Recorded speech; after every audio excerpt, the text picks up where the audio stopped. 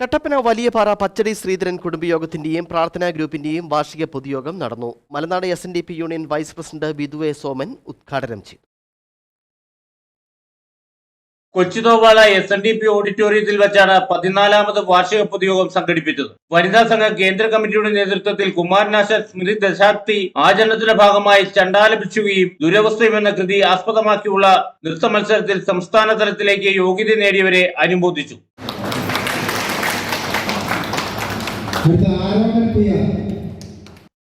Malanad SNDP union vice president Bidu A Soman വാർഷിക യോഗം ഉദ്ഘാടനം ചെയ്തു. വിദ്യ കൊണ്ട് പ്രബുദ്ധരാകുവാൻ പഠിപ്പിച്ച ഗുരുവിന്റെ മക്കളാണ്. ആ വിദ്യാഭ്യാസത്തിന്റെ പ്രസക്തി വളരെ കൃത്യമായി നമുക്കറിയാം. SSLC, +2 പരീക്ഷകളിൽ ഉന്നത വിജയം നേടിയ കുട്ടികൾക്ക് മൊമെന്റോ വിതരണം ചെയ്തു.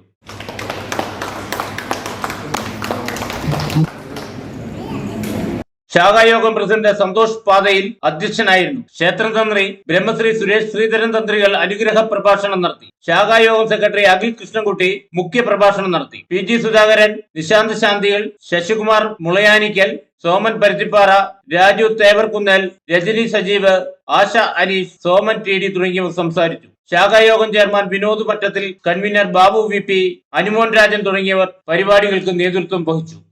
Idukki vision news, Kattappana.